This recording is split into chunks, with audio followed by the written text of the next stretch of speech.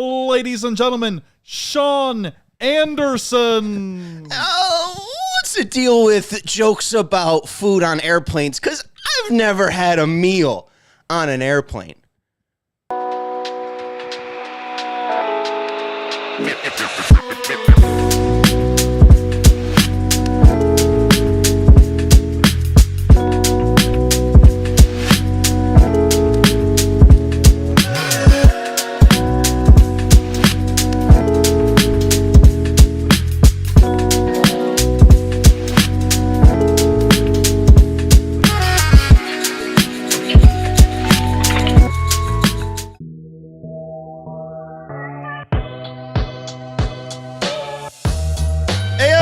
CHGO White Sox post-game show presented to you by Bet365. Use code CHGO365 and you sign up. Whatever the moment, it's never ordinary with our friends over at Bet365. Welcome in to Studio B. The B stands for Bobby. Today, here in the West Loop of Chicago, I'm your host, Sean Anderson. My producer, and I guess announcer today, Joey Christopoulos. Good to be with you, Sean. No. Yeah, we did that bit once. I think we could kill that bit. Anyways, hit that thumbs up button if you haven't already. Make sure you're subscribing to the CHGO Sports YouTube channel. We are here for you, diehard White Sox fans, after an 8-4 loss to the Chicago White Sox. You know what I hope, and this is just a kind of a little, swerve here before we get into the actual stuff. I hope there is somebody out there, a kid out there, that just like me, maybe on their iPod, because I used to have an iPod Touch, listening on one of their downloaded apps, right? I guess it would just be YouTube, but I had YouTube when it was like a TV app. Real ones, no, right? I hope there's a kid out there that's like, oh man, just listen to this as a burgeoning White Sox fan in this mess, right? I hope there's hope out there for young kids. I hope that there is a kid staying. It's summer, so maybe it's not happening. But I hope there's a kid out there that's just really amped about Colson Montgomery, and maybe it's their first or one of their first White Sox games, and they're just getting into being a White Sox fan. It's welcome to the deep water, kid. I was gonna say, is there a kid right now shuffling his feet at school, and the teacher comes up to him and said, "What's wrong, Bobby?" And he says, "Ryan Noda on the IL." Oh, yeah. And they're like, "Hey, cheer up, cheer up." 12's up, and he's hitting fastballs. TFD Connor, our guy, Connor from above the border, our neighbor from up north, says AO after his Toronto Blue Jays smash the Chicago White Sox 8-4. There's a little bit of life for the Sox at the end of that game, but there's not much to talk about from that entire game. Sox had a lead. That was pretty cool. Kyle Teal scored on a Brooks Baldwin RBI to give the Sox the lead, and Colson Montgomery went first to third. That was a cool play. Outside of that, we're not going to talk much about the actual game that happened. We're going to be talking about Colson Montgomery's first 4 games. We're going to be talking about Justin Ishbia. He's made a couple appearances behind home plate. People are starting to notice he was there tonight for Colson Montgomery's first home game. We'll also be talking about the White Sox draft plans. Mike Shirley talked to the media, or I think just Scott Merkin specifically, about what the Sox may be doing with the 10th pick on Sunday, the 14th. There was also announcement of some Bobby Jenks tributes. Before tonight's game, the Sox had their own tribute. I believe it was the tribute that they put out online, the minute 47 tribute video. But they had a tribute for Bobby, a moment of silence for Bobby. And instead of coming out to Thunderstruck, they came out to Here Comes the Boom. So that was a very nice touch there by the Sox. And then James Fegan also had over at SoxMachine.com that the Sox will be at some point donning a 45 patch to remember the life of Bobby Jenks. So I think a really good time to probably debut that would be the 11th when they start the celebrations for the 2005 team, when they start celebrating the 20-year anniversary. Hopefully they have those ready for the series versus the Guardians, and we can, all properly celebrate Bobby's life on the South Side from the 11th to the 13th. I guess that would be the 14th. You shouldn't ask me about calendars. Maybe a baseball. Hit the thumbs up button. Ashley's excited to see the team show some late life at the end of the game. And Justin says, the game is over, but is the season yet? Justin, I mean... Don't ask him about calendars. Well, yeah, don't ask me about calendars. There is more season to go on. So it's not over because the entire year's been about development, and Colson Montgomery's just gotten here. So honestly, We've only just begun. Do you know that song? Can you We've bust only it? just begun to live. Oh, okay. Wow. Happy Gilmore. Can you do more? I could, but that's only with our Die Hard package. I don't know if that's real. I don't even know if you even have access to the Die Hard Discord. It'd be amazing Are if you I even in did. the Die Hard All my Discord? tracks were available only on the Die Hard package. I mean, maybe it's it's a kids bop, but Joey sings Thunderstruck. it's Joey Christopoulos bop. Anyways, Colson Montgomery has now played 4 games in Major League Baseball. He came into today after his first 3 games with a .500 average. Is that good? We're excited for Colson Montgomery. No hits today, but he did get on base twice. First time was a walk. First plate appearance as a White Sox in the uniform on the south side, a walk in front of the new owners. Justin Ishbia behind behind home plate, seeing Colson Montgomery's first walk. That should excite you, right? The future's just behind you. But he then lined out in a second at bat. Third at bat, he reaches on an air. Obviously good to see him show hustle, shows, again, just athleticism in general, shows he's a 22-year-old that's able to bust it down the line, make it a difficult play for, I believe, Barger at third. He rushes the throw. Vlad's unable to scoop it. Colson's there at first base. And then fourth at bat, he comes out in the 8th inning. And, welcome to the show, kid. You get rung up by CB Buckner on an iffy call. You're officially a major leaguer. You're officially a major leaguer. Haven't hit the home run yet, but I think that's way more important, is to either get screwed by Angel, thrown out by Joe West. Yeah, or just completely screwed by blind CB Buckner. But what I have taken away from the first 4 games from Colson Montgomery, because I said on X, is that everyone's going to be super normal about his career and the start of this young man's career. Because if he does have a really good start to his career, which so far he has, I think people are going to be like, oh, this is the future. But we've seen that unlike Pope Leo, I told you we were going to get a Pope joke. They gave me this microphone and I was going to get a Pope joke. Unlike Pope Leo, if you're Catholic and if you believe in infallibility for humans, Pope Leo, Colson Montgomery is not infallible. I completely butchered that joke. I had my shot and I completely blew my shot. I don't think anyone could read that You're joke. officially a comedian then. Unlike... You know what I mean? Right? You're behind a brick wall right now. You're working your 5. Rung up like CB Buckner. Completely bombing. Colson Montgomery, unlike the Pope, is infallible. And... we saw the drop from the prospect rankings. And I may have misspoken. Nilpak, our guy in the Die Hard Discord, said, you said he wasn't a shortstop about Colson Montgomery. I don't think I ever said that. I said I don't think his future's at shortstop. And it's mainly because of the back issues that we saw in spring training. However, the back issues haven't shown up since spring.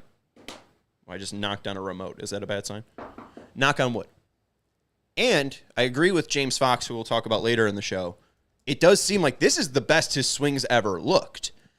And the one thing that should give you a little bit of hope is that when Chris Getz talked about him about 2 weeks ago, he said that Colson understands the adjustments that he needs to make, and it's about him making them.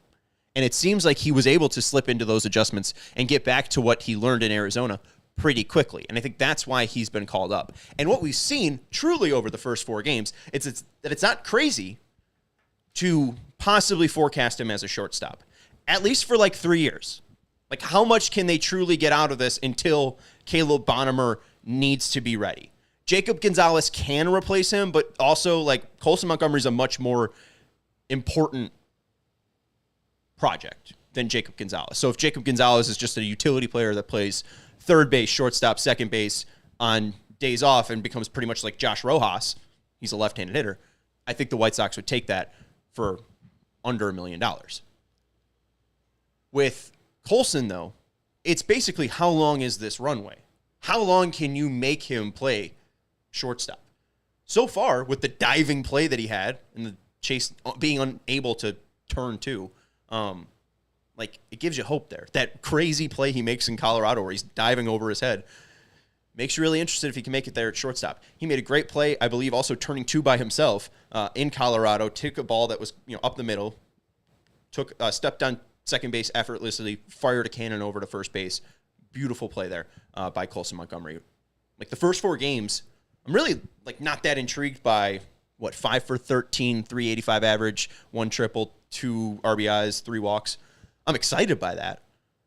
But I am just more excited, or at least more hopeful, that he could possibly be a shortstop defensively. Because if what he's shown is, 15 home run potential if he's, not even that healthy and has like a sub 200 average. Like I think 15 homers is possible, similar to maybe what like Benintendi did last year. But if he's able to play shortstop and like a decent shortstop, that could be pretty valuable. It's going to be more pressure if he moves to third base and left field. Then the impact offensively needs to increase, or first base. He has a little bit more room if he can make it defensively at shortstop, offensively, as he grows. So I wouldn't expect a 385 average for his career. That means he's a Hall of Famer. But I think you should be excited about Colson Montgomery. I think that's my biggest takeaway from his first 4 games, is that just like Kyle Teal, just like Chase Mydroth, just like Edgar Caro, just like Shane Smith, Colson Montgomery should be given some leeway. He is not infallible, but he doesn't look wasted. And that was the worry, was that they were going to call this kid up and he was going to completely sink. And this kid looks like jacked, like just excited. He looks the part. He looks, he looks the part. If you've never seen him play before, he looks the part. And like, I've never seen him play shortstop, like a full game of him playing shortstop. After 4 games of him playing shortstop, like he looks what shortstops look like. Like he's better than Amaya, and he's better than Capra. I could say that with my full chest. He already has .3 WAR. That is easily way better than what Capra and Amaya have done. And he did that in 3 games. I think he's still going to have like .3 WAR after today. Like it just seems like he can tread water. They threw the kid in the deep end, and he's not just pushing himself to the bottom of the pool. He's treading water. Maybe he'll get some water in his mouth. Maybe it'll be tough for him to keep afloat at times, but I do think that he can tread water. Shout out to Nick Marcoulin, who taught me how to swim at Brother Ice. I still don't know how, but then I saw a video today on X. It's about making, and he used to talk like this: son, you got to make an infinity motion. You got to push yourself up, and you got to kick egg beaters. I'm doing a horrible Croatian accent, and we aren't close enough to a break to stop it. Hit that thumbs up button like someone just did. Subscribe to the CHGO Sports YouTube channel. I think there's hope for Colson Montgomery, and that's why the season has only just begun. Well, isn't there, if you want him to play third base, this is a good thing that's happening. You have to be optimistic about what he can handle at shortstop. If you're so easy to move him to a different position, if he does move over to third, if that's his long-term place, the fact that he can handle some of these plays at shortstop is good news for Colson Montgomery, possibly at third. It's also kind of ironic, too. Right, because I think left field and first base would be like worst-case scenario. Right. Like third base is a pretty good scenario. And there's some irony going on right now where we got a lot of kids up in the major leagues, and we want to move Kyle Teal to left field, and we want to move Colson Montgomery to third base. And I think this is definitely, we're going to be experimenting a lot the rest of this season. The one thing the White Sox might be doing is rushing up players. They might be rushing up Teal. They might be rushing up Colson Montgomery. But as long as they're not doing the Andrew Vaughn and putting him in left field, they're keeping Teal at catcher. They're keeping Caro at catcher. They're not forcing Shane Smith to the bullpen just yet. They're not putting Colson Montgomery at third base or left field just yet, right? They're keeping them at the positions that they feel comfortable. So at least that, maybe that would help them tread water. We're close enough to a break that I could pretty much answer some questions. Justin, I will answer your question after the break. I feel like that one's going to be a little bit more of a lengthy question. But Ryan is asking, Sean, do you wear floaties when you swim? I do not swim. I avoid the water like a cat. So there's your answer. Ryan also had a question. Let's go to the ones that would start. Should the Sox just ride with Colson the remainder of the season, regardless of how he plays? Yes. There's zero reason to call him down or to send him down. Right? There's zero reason. He's up. Let him play, right? There's no reason. Brooks, I think they called him down to refine his defense in center field. I don't think there will be a reason to refine his defense because they could probably just make him the DH, right? If all things fail, they could probably just have him play DH. So I don't think that Colson is going to get sent down. I think that would probably be just terrible for the kid himself because everyone is looking to either see him succeed in a major way or to see him fail hilariously. And if he gets sent down, it seems like Christian Campbell's been able to kind of deflect some criticism, but I think that the criticism would be very loud for Getz and Colson. So he's up. I think he's going to be up. We'll answer Justin's question in just a second. We'll also talk about Justin Ishbia. We got a great video from Joe Binder of Sox on 35th. Stay tuned here on the CHGO White Sox postgame show, presented by Bet365. You should be gambling. Whatever the moment, it's never ordinary with our friends over at Bet365. If you want to gamble, you should gamble with our friends over at Bet365. Whatever the moment, it's never ordinary with our friends over at Bet365. Use code CHGO365 when you sign up. Bet $5. Get $150 in bonus bets whether you win or lose. And since it's baseball season, if the team you bet on takes a 5-run lead, if you've bet the money line, it automatically cashes. They can lose 6-5, but as long as they're up 5-0, your bet cashes automatically with our friends over at Bet365. Breaking news from Bet365. New customers now get $150 in bonus bets when you bet $5, win or lose. Sign up. Use our code CHGO365. Again, deposit 10, place a bet for 5, get $150 in bonus bets whether your bets win or lose. Bonus bets can be used on the spreads, totals, player props, futures, and more. Whatever the moment, it's never ordinary with our friends over at Bet365. Must be 21 plus.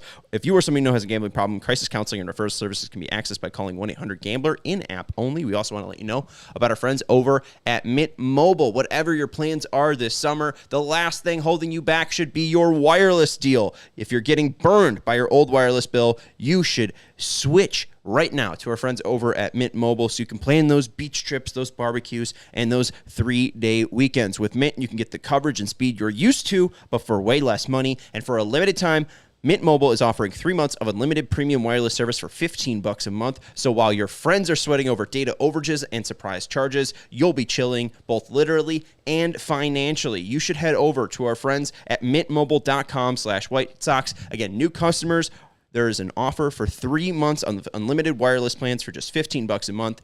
Upfront payment of $45 required. Limited to new time customers only. Offer for 3 months only. Speed limit between 35 gigabits on unlimited plans. Taxes and fees extra. Visit mintmobile.com/White Sox. Man, that boy can't read. He's got a college degree, a high school degree, and he can't read. We should get him some books so he can read. Welcome back here to the CHGO White Sox post-game show presented to you by Bet365. Use code CHGO365 when you sign up. Whatever the moment, it is not ordinary or never ordinary. I shouldn't play with the actual taglines. It's never ordinary with our friends over at Bet365. You can become a diehard today by scanning that QR code over in the corner. Let's go to the chat, then we'll talk about Justin Ishbia. They're already talking about Justin Ishbia in the chat. We'll also talk about Sean Burke because my eyes deceived me really early in that game for Sean Burke. Then we got some draft stuff. That should be fun. We got some trade stuff. That should be fun. All right, let's get into Justin's question. Joey? There you go. I'm curious about the timeline that the club has regarding this team being competitive again. Are they planning on all this young talent to develop by 2028? And that's when we go for the division. The man that we're going to talk about in just a second, Justin Ishbia, I think plays probably the most impact on any of this. I think he has more of an impact than Colson Montgomery. I think he has more of an impact than Shane Smith. Name it. Braden, Kyle, Edgar, whoever they draft next week. I was just going to try to pull out Geral Perez, whoever they draft next week, whoever they draft in 2026. With Ishbia encroaching, them starting to pay off debts and help financially, I wonder when the gas starts getting pressed. If you want to go to the comments, our pal Leonard made a nice comment. Justin Ishbia sitting in the front row is such a power move. Jerry Reinsdorf, Valhalla awaits, my friend. I don't actually know what Valhalla means. I actually should read. I shouldn't read the things out loud. Valhalla is a version of Nirvana. Yeah. I wonder how much this is like real life Succession. Because this isn't the first time Justin Ishbia has sat behind home plate. Joe, we do have those graphics from the people. Yes, let's go to at least graphic number 1. This is the first one. I didn't actually save the person. Oh, this is at Keep It Simple 9, big White Sox fan. Sat behind Justin Ishbia at tonight's game, a billionaire who tends to his own kids, gets his own popcorn, and treated his wife like they were on a first date. He promised things would move fast. He's a fan too and doesn't enjoy losing. That was from June 24th, 2025. So thank you to Keep It Simple for that tweet. And then tonight, you could see just behind Colson's bat, that is before Colson draws the walk, Justin Ishbia. We probably could have got a better actual freeze frame for the guy. But yeah, he looked a little zonked/yawning right there, just right by the St. Xavier University ad. Shout out. Let's go to the video, though, because I think this is the coolest part. Because why is he sitting directly behind home plate? Because that is very cool. but right behind home plate, where everyone can see it. People are going to talk to you. People are going to talk about you. Like, I do wonder how much he is trying to not wait until 2034 and wants it to be 2027 and doesn't even care about Jerry Reinsdorf being alive or not. I think he wants to woo over the Sox fans and just continue to put over the pressure or put on the pressure for Jerry to just say, it's yours now, right? Like, I'm ready to take my money. I'm ready to cash out my chips. You're already here. The fans are ready for you. Like, I could see him getting out and maybe just working a deal to get in on the next stadium. I think that is what Jerry ultimately wants. What I really want is Justin Ishbia to ask Justin Ishbia, what do you think of the home stadium? Seem to be going there quite often. You're going July 7th. You're going on the 24th. It's probably going to be there when they celebrate the 2005 team, or at least when they have the Burley statue unveiling. He lives in the area. Like, I don't know. I think that's completely dependent on Justin Ishbia. So I think that it's possible that by 2027, if the team has some juice with the young kids, Ishbia can push that forward. Let's watch this video. This is from Sox on 35th, more specifically Joe Binder, the founder of Sox on 35th. Go follow them at Sox on 35th. Shout out Jordan. Shout out Nick. Shout out Duke. Shout out Joe. Shout out Brian Barry. Let's go to the video and let's see this interaction between a White Sox worker, a White Sox season ticket holder, who are talking about Justin Ishbia being just over there. And then I believe Justin Ishbia's kid, son, notices that they're talking about him and says, hey, daddy, they're talking about you. Here's the video. They're like, hey, that's Justin Ishbia. That's the guy that just bought the team. And Justin Ishbia and his kid are just chewing popcorn. Hello. And then, hey, how you doing? And Justin Ishbia's like, howdy, how you doing? And it's a big smile there. I think the guy, first of all, loves politicking. Your family doesn't become billionaires without politicking. And, like, I don't know. I just, like, Matt has been very aggressive in Phoenix, and I think that Justin will be similarly aggressive. I don't, want some of the issues that have happened to Phoenix to pop up here, but I do think that Major League Baseball and NBA are a different sport, and hopefully it's not a similar environment in Phoenix. Hopefully Justin does have a differently run organization than Matt is currently trying to weed out and figure out in Phoenix. But I think that the timeline very much depends on Justin Ishbia and how much he pushes the pressure on Jerry. So I think it could be 2027. I think it could be 2028. I think it's really just whenever Ishbia takes over, because if there is viable signs of life, I think that what we've seen in Phoenix is them throw money at that to try to kind of start a fire. And our guy Kevin from across the road told me to give him sell. Let's go. Shout out to Shirtless Wonder over there. Yeah, let's get AJ on. $20 super chat. Hey, let's go. Hey. Thanks, neighbor. I'll talk to Carm. All right. Were you going to say something? Oh, no, I was just going to say, no, not just the basketball aside. They were taking over, or they were in the process of taking over Suns organization when they were making the finals, too, as well. So there's a lot of pressure for them to take the pieces that they were inheriting and to keep that going and to push all in and keep spending all that money. I think this is a totally different situation where they get to build a ballpark, they get to cut the ribbon on it, and they get to make the whole thing from whole cloth in their own image. Yeah. If Colson's still sticking around, if they, if there's viable pieces on this team, like, I think that they're not, I don't think, too egotistical to be like, oh, that's a Jerry piece or something like that. Or like, if Chris Getz is proving himself, unfortunately for some fans, if Chris Getz has proved himself to be viable as a GM, like, I think they'll be like, well, the organization, we're going to keep you around, right? Because I think they will want similar success. And I don't think they're too egotistical to be like, no, we need our guy. Because I think that, like, Matt's kind of angle with basketball is that he formerly played for Michigan State. I don't even know how much that is. But, like, it does seem like Justin is more of a baseball guy. I don't think he has the former, like, past Matt does. So maybe he's not like, oh, we need to trade this guy. Or, like, I have connections within basketball because of Michigan State, right? Like, maybe it's more, I will just add fuel money to the fire. You're posing a really interesting question, so I want to throw it back at you. Just you personally, what would you rather have if you took over a franchise? Would you rather have, and this is probably going to dictate what kind of power Chris Getz is going to have moving forward. If you're Justin Ishbia, would you greatly value Chris Getz and his knowledge of the organization, or would you also be maybe under the radar trying to do some reconnaissance and seeing what he can do in the job? Because a lot of these people come in and want to hire their own guys. If it was you personally, how much would you value Chris Getz in this particular scenario as you're planning to take over the team in the next 2 or 3 years? It's too soon to tell, I think. I mean, BZ was on here and he was talking about some of the pretty decent moves that Getz has made so far. Isert was cheap. Boozer was cheap. Tice was cheap. And cheapness doesn't equate like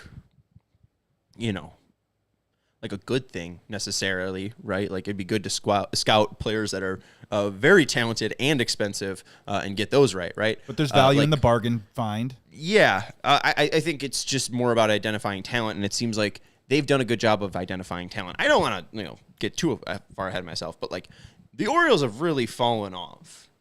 One guy that left the organization is Ryan Fuller. One guy that we've really liked his contributions to the organization is Ryan Fuller. Was Ryan Fuller like that important to Baltimore?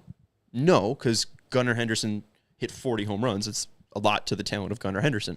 Adley Rutschman was the #1 overall pick for a reason. Like no one really has doubted the talent on that, but they've lost Santander and their owner hasn't spent yada yada yada. But I do wonder too, like it's just how much he's been able to surround himself with the right people, and I think that could be what saves him. Right, he's the right figurehead, and I think what people inside baseball would say, he does a good job of finding the talent around him. He is the Stockton. Am I wrong that no one wants to be Malone? Am I wrong that Mike Rizzo has ties to Chicago? Can you go back to that Justin Ishbia photo real quick, the second one where he's at the game? So I don't know if you see that sponsor there. I went to St. Xavier University. See that St. Xavier crest peeking out? Uh-huh. He went to St. Xavier University. Did he? Go Cougs, buddy. So Mike Rizzo takes a year off or takes 2 years off? I don't want Mike Rizzo. Thank you. Okay. I mean, maybe he could be like a Gene Watson-esque guy, James Fox of Future Sox, which is the funnest thing to say. He mentioned that Mike Rizzo is a big Scott Boras guy.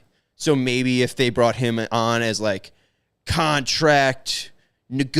senior contract negotiator, a.k.a. Scott Boras whisperer, like maybe that could be a place for Rizzo in baseball, but I don't have any interest in Scott or in fellow Cougar.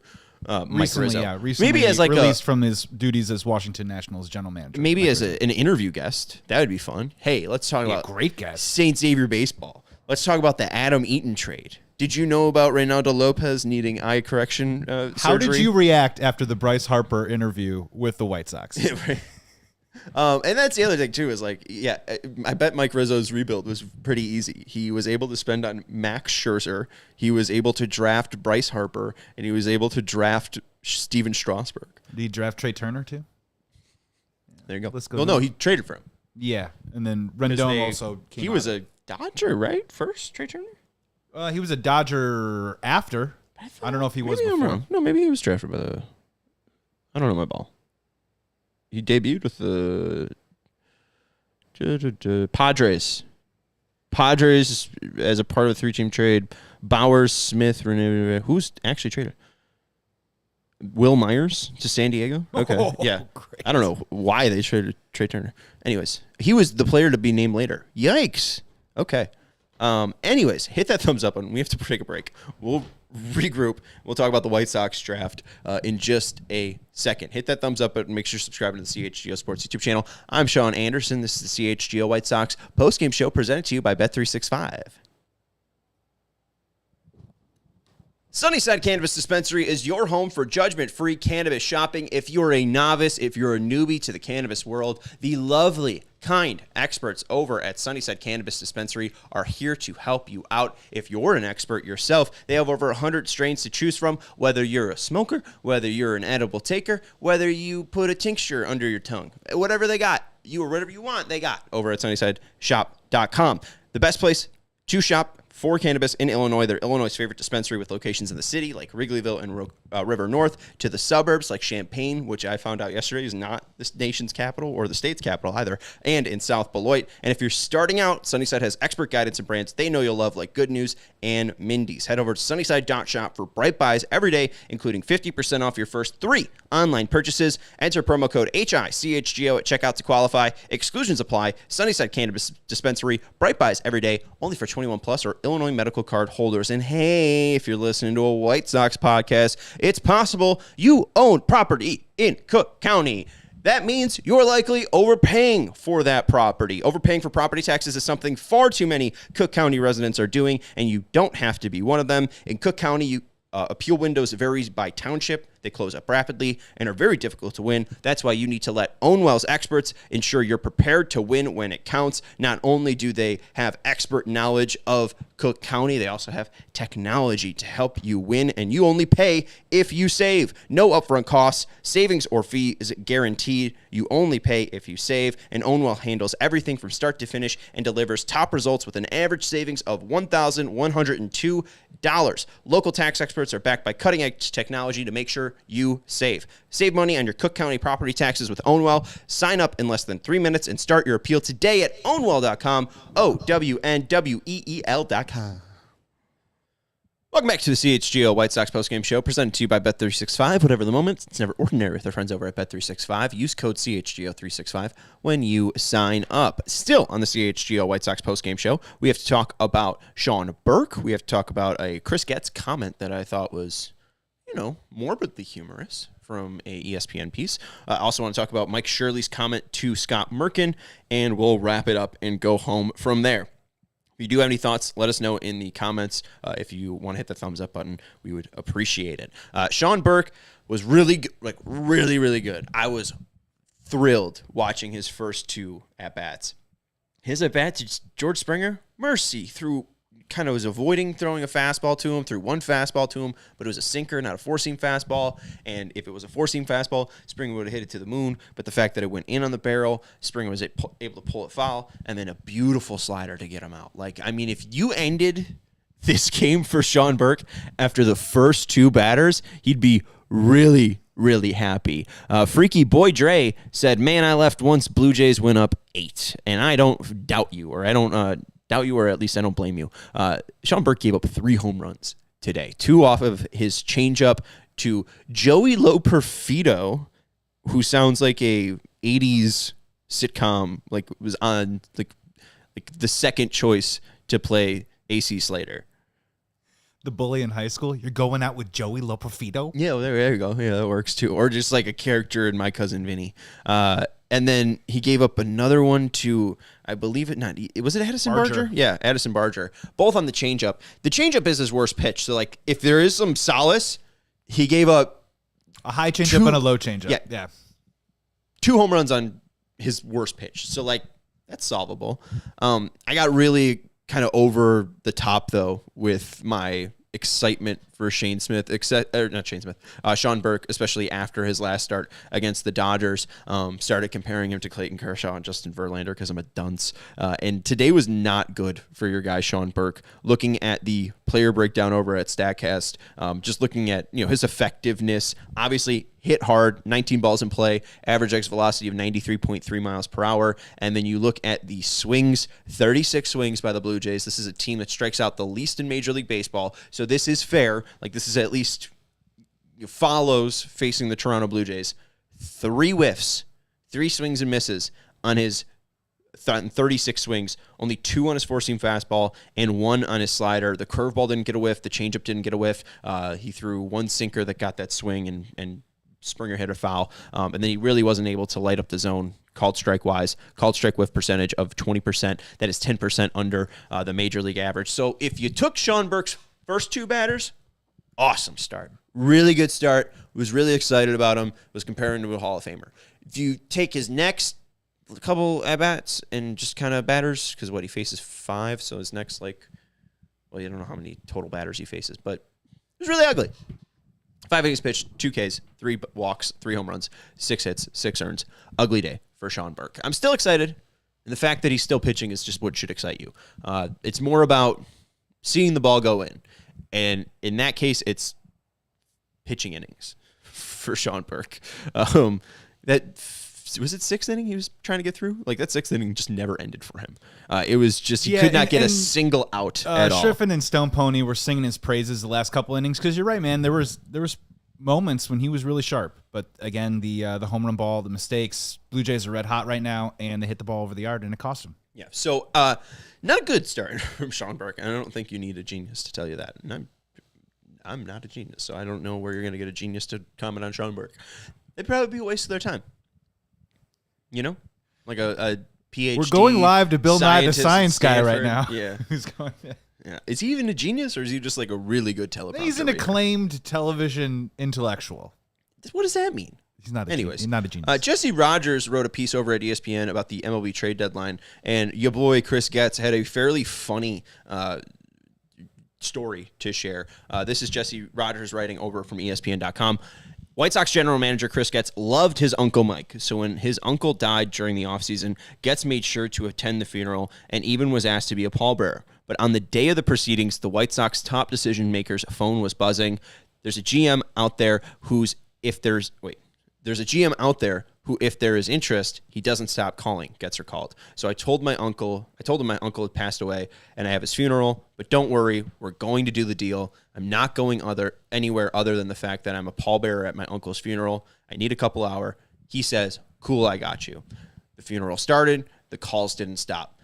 Getz said, my phone is ringing at the funeral now. I wasn't actually ringing when I was carrying the casket, but it was close enough. I told people at the celebration afterward what was going on, and they were like, hey, Chris, Uncle Mike would have absolutely loved that you executed a trade at his funeral. So our guy, Chris Getz, even in the darkest moments, is able to trade Cam Boozer for Yokir Farhado. I don't know if that's exactly the deal. Hopefully it wasn't the crochet deal. Like, could you imagine that? He executed the deal like in traffic, trying to make a 4-lane change. Deal. Yeah, and he's like carrying his deceased Uncle Mike. That's brutal. And then Craig Breslow just looks even worse. The robot kind of allegations of Craig Breslow are even more like apropos. The guy's calling about Garrett Crochet and seeing if they, don't have to include Wikelman Gonzalez while, Chris Getz is getting teary-eyed thinking about his Uncle Mike. Like, Chris Getz is like, I'm in the middle of watching Oppenheimer right now. Yeah. Can you just call me back? Put the phone down, Breslow. Anyways, good writing there and good reporting from Jesse Rogers. Let's get into Mike Shirley's comment to ya boy Scott Merkin, and we'll also read this through James Fegan's lens, again from over at Sox. Future Sox. Yikes. Shirley, 2 college hitters. There's 2 strong college pitchers we like. There's about 5 high school shortstops that we worked really hard on. And there's 1 high school pitcher that is extremely talented. His talent is something that makes you pay attention to him. James's best guests are Jamie Arnold of Florida State, Liam Doyle of Tennessee, Seth Hernandez, that is the young high school pitcher, the 1 high school pitcher, then Merrick Houston, Gavin Keelan, Eli Willits, JoJo Parker, Billy Carlson, and Casey Cunningham, along with Steele Hall, would be the shortstops / hitters, the 2 college hitters they like. I believe Merrick Houston and Keelan are the 2 college hitters, Keelan of Tennessee, and then Merrick Houston I am not familiar with, so give me a second. Houston of Wake Forest, and then the other are the 5 prep high schoolers. I think that if there is a position there, Hernandez would be interesting because he's prep, but fingers crossed on that Sunday with the 10th overall pick, they will be taking some shortstop. I don't even care who it is because there isn't talk of like a must-get prospect at 1-1. It's a fairly iffy draft. I think Colorado has the guy that they want, and it's just because they had his dad 20 years ago in Ethan Holiday. And it's like, oh, we could sell more Holiday jerseys? Great, we could unretire the jersey and just print what we already have? We have so many Holiday 5 jerseys. It's not even funny. Like, is he 5? Sounded right. Who, Matt Holiday? Matt Holiday? I believe Matt Holiday was, number 5. Okay. Anyways, no, there's Jackson so many Holiday, Ethan jerseys. Holiday. It's good to invest in the holidays, I guess.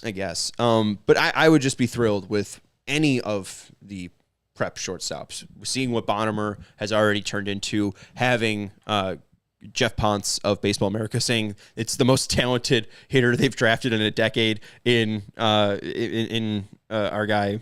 Yeah, very cool to hear. Who am I thinking of? Caleb Bonhomer. Like that gives you just a ton of hope. They hadn't drafted a prep player in the first round since Colson, or like in 2021, since Courtney Hawkins in 2012. So from 2012 to 2021, they just completely avoided drafting prep players. Obviously, Courtney Hawkins didn't pan out, but with Ryan Fuller in-house, you would think that even if a player needs a swing change right out of high school, that they would be taking the best prospect out there. They had the opportunity just last year. They had the opportunity to take the kid from Pittsburgh, and I'm now blanking on his name. Awesome. This is such a great... Jamar Johnson? Or No. Was that was the year before? Connor Griffin. Thank you. Griffin goes at 10. They take Hagen Smith at 5. There was also the kind of wonderance if you should take Caglianone, where he goes 6 with the Royals. But very quickly, Connor Griffin has become the top prospect in Major League Baseball. So you're wondering, again, even though Hagen Smith was touted as somebody that could, probably pitch in a Major League rotation right away out of college, Connor Griffin has paid off in spades and hasn't even played past, Double-A for Pittsburgh. So I would like the unlimited potential. BPG says, I hope it's a college guy. We've seen that play out. I would like the ability to take a hitter with unlimited potential. And I understand that it's tough for those guys to, really pan out, but you give them 4 years in the minors, and that's where they'd be if they went to college for 4 years.